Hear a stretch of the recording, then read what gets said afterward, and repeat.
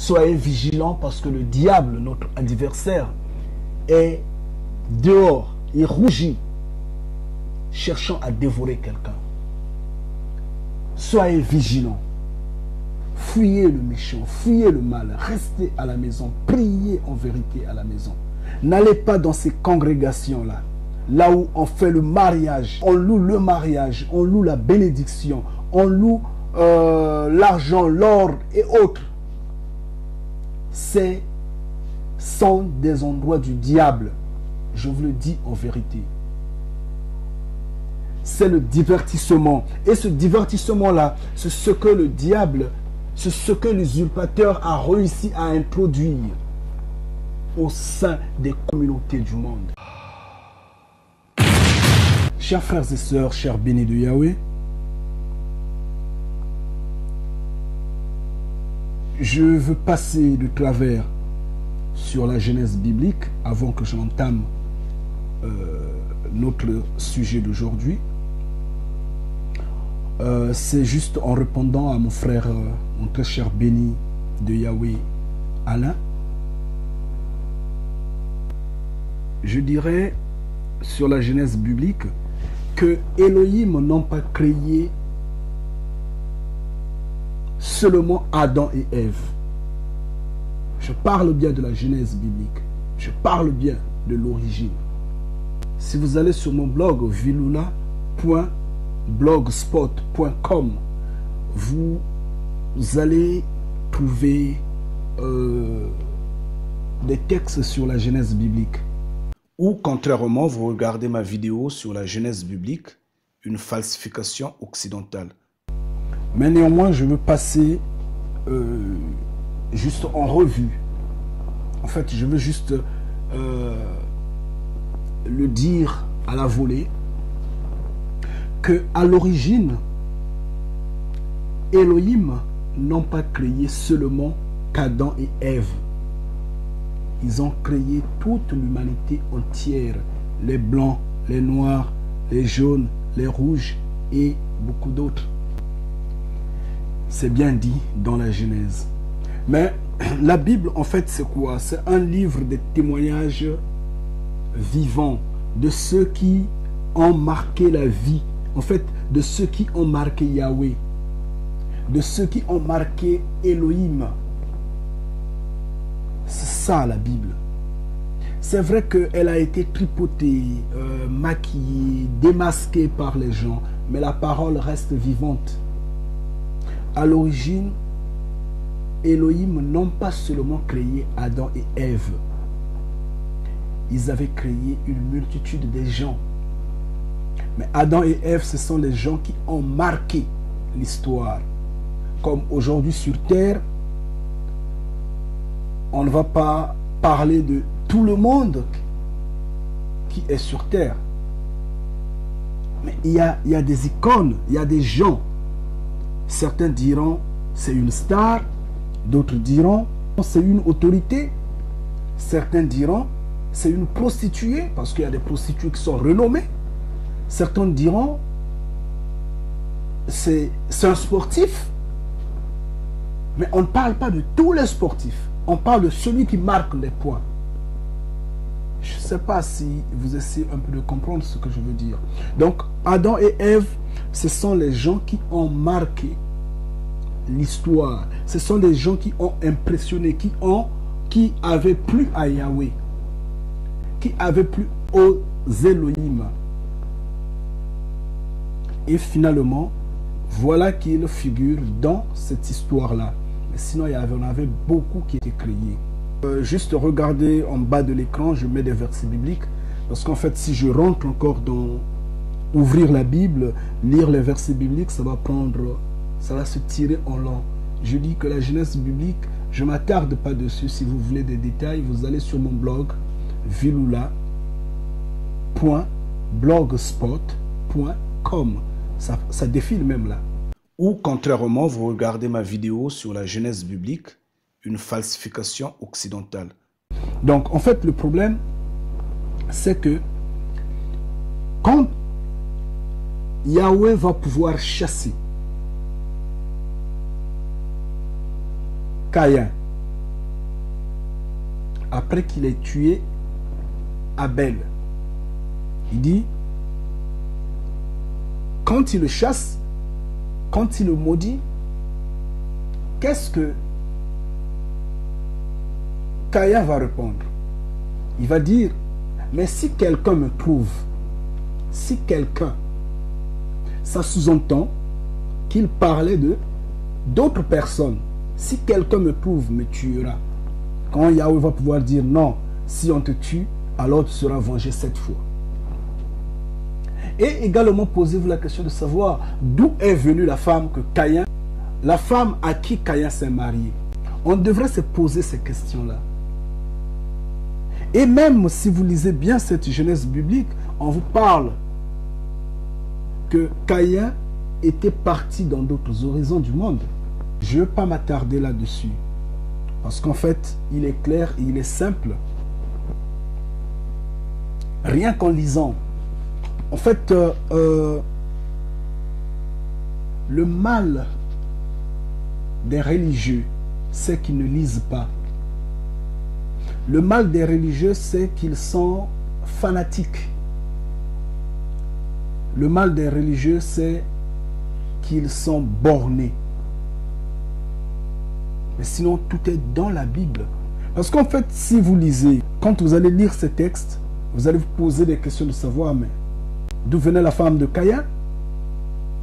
Mais pourquoi on dit quelqu'un si quelqu'un te trouve, si quelqu'un te tue? Mais qu'est-ce qui se passe?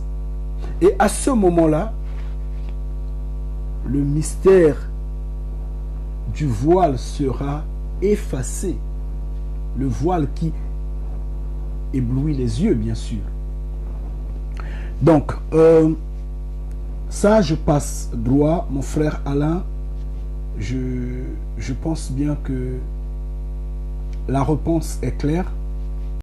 Entre-temps, je dois passer droit sur ce qui est important aujourd'hui. En fait, ce qui détruit, c'est ce modernisme. Ce monde dans la course de l'évolution. Cette conception virtuelle qu'on présente au monde. Cette montée vers le parfait. On se dit, on peut atteindre la maturité. Mais on est déjà mature. On est déjà mature. Mais on ne comprend pas qu'on est déjà mature. On est déjà mature parce que Yahushua, en se levant des morts, nous a emportés. J'insiste que la vie est un don précieux que Yahweh nous a donné pour l'éternité. Mais nous, on ne comprend pas que on l'a pour l'éternité. On veut se limiter sur cette terre, sur cette vie difficile, sur cette vie de tristesse. Et c'est pourquoi Jésus disait, vous n'avez que le 1, vous vous dites suffisant. Et quand vous aurez le 2, qu'est-ce que vous allez faire? C'est simple à comprendre. Aujourd'hui, on a une vie à une vitesse, une vie de 80 ans. On tue tout. On détruit tout. On est orgueilleux. On est jaloux. Et finalement, en brûlant tout sur notre chemin, on se dit maître de la terre. Oui. Mais maître de la terre dans une vie de 80 ans, et quand nous serons dans une vie de 2 vitesses, quand nous aurions le 2, dans une vie d'éternité, qu'est-ce qu'on pourra faire? On va détruire la galaxie. On va tout détruire. On est méchant, on est violent. Et donc, je dirais, cette vie moderne forme ce village et nous convainc, nous emporte dans l'ignorance totale. Priez à la maison. Soyez vigilants parce que le diable, notre adversaire, est dehors. Il rougit, cherchant à dévorer quelqu'un. Soyez vigilants. Fuyez le méchant, fuyez le mal. Restez à la maison. Priez en vérité à la maison. N'allez pas dans ces congrégations-là. Là où on fait le mariage, on loue le mariage, on loue la bénédiction, on loue l'argent, l'or et autres. Ces sont des endroits du diable. Je vous le dis en vérité. C'est le divertissement. Et ce divertissement-là, c'est ce que le diable, c'est ce que l'usurpateur a réussi à introduire au sein des communautés du monde. Oui, regardez combien, qu'est-ce qui reste, qu'est-ce qui garde captif les gens dans des communautés, dans des sociétés occidentales. Qu'est-ce qui garde les gens captifs? C'est le divertissement, puisque eux, ils ne prient pratiquement plus. Ils vont plus à l'église. Nous sommes ici, nous les regardons, nous voyons tout ce qui se passe. Les gens ne vont plus à l'église, les églises sont... Ces temples-là sont vides. Mais qu'est-ce qu'ils font? Finalement,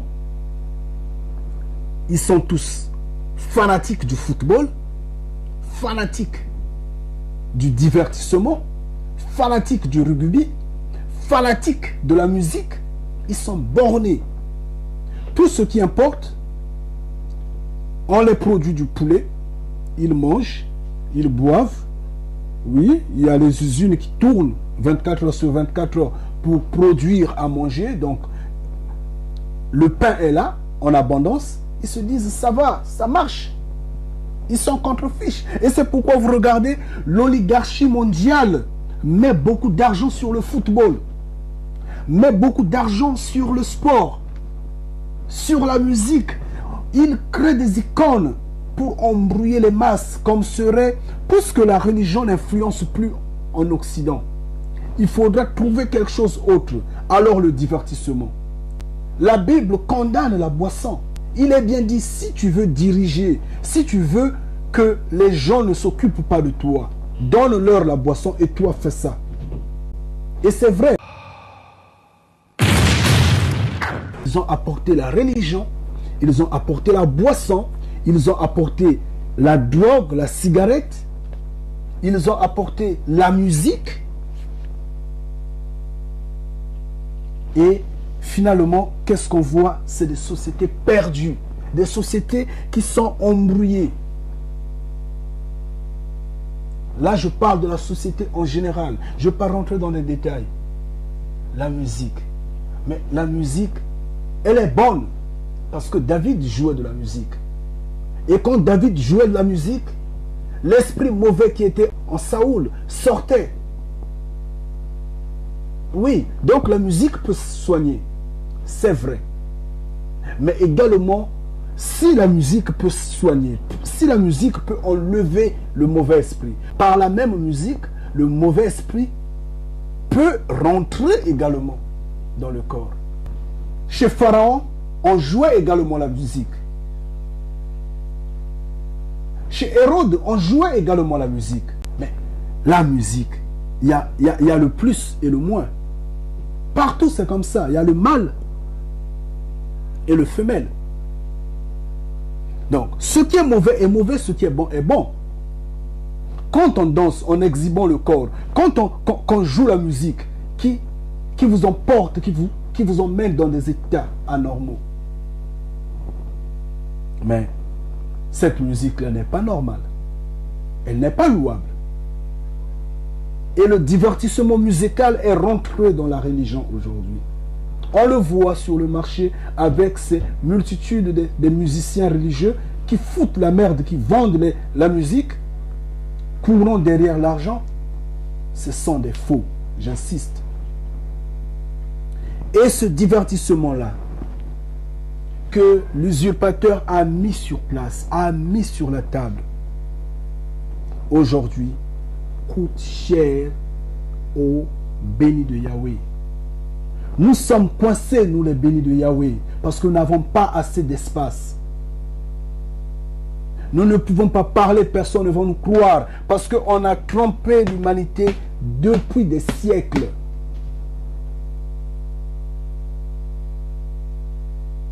Depuis des siècles, on a trompé l'humanité. On a fait un lavage de cerveau énorme. On ne peut plus rien dire qui va convaincre. Mais ceux qui sont de Yahweh, j'insiste, ceux qui sont de Yahweh, en écoutant la vérité, s'attachent à la vérité. Et le jour où le Père lui-même, Yahweh, sera là, c'est là où on saura qui est usurpateur et qui est propriétaire. Le message de Yahweh, ça ne se vend pas. N'achetez pas. Quand vous achetez, vous encouragez. J'insiste, quand vous achetez, vous encouragez. Et c'est pourquoi, personnellement, je ne vote jamais. Je ne vote pas. J'ai toujours insisté. Et je sais que les bénis de Yahweh, de même, ne votent pas. Parce que nous, à notre niveau, nous connaissons que la démocratie n'est pas la politique de Yahweh. Nous ne votons pas. Nous ne votons pas ceux qui vont demain se lever et tuer des innocents. Nous ne votons pas ceux qui vont se lever demain pour nous faire encore du mal. Le monde se décide dans la nuit, dans l'obscurité, dans la cachette totale. Le monde, c'est un monde diabolique. Il a été donné dans les mains du diable. Qu'est-ce que nous pouvons changer? Si moi je vote, qu'est-ce que ça va changer? Franchement. Alors que tout a été déjà prédécidé. Tout a été déjà dessiné. Il y a déjà des textes qui existent, qui sont là, et eux, dans leur monde, ils ne font que suivre ça. Qu'est-ce que ma voix va changer? Ça ne va rien changer. Alors donc, je ne vote pas. Je reste chez moi. Je n'ai voté que Yahweh. Je reste avec Yahweh parce que Yahweh m'a donné la vie. Yahweh me garde. Yahweh me guide. Il y a des luttes que je peux mener. Des luttes normales. Je peux parler sur des faits qui sont normaux. Mais ça ne sous-entend pas que parce que je ne vote pas, que je ne respecte pas l'autorité. Non, l'autorité mérite son respect. Je l'observe, je le respecte, je passe sur mon chemin, je ne m'approche pas de l'autorité, c'est tout. Et je suis calme, calme dans mon coin. Nous sommes du monde, mais nous n'appartenons pas au monde. C'est ce que dit la Bible. Bien que le souci du Père est que le monde entier soit repenti, ce qui semble ne pas être possible parce que le diable a pris autorité sur terre.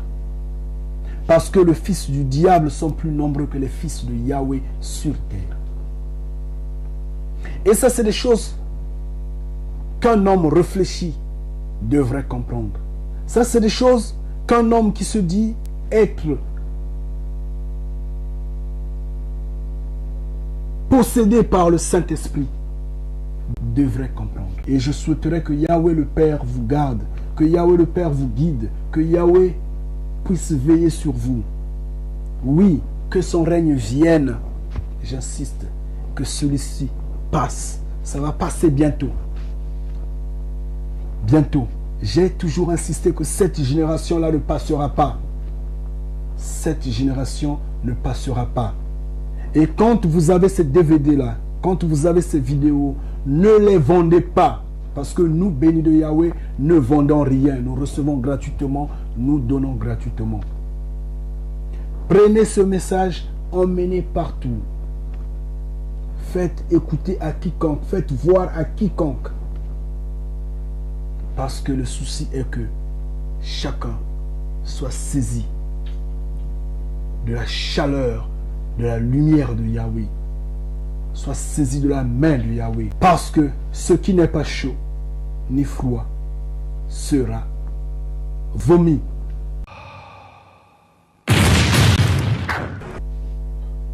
Que Yahweh vous protège. Amen.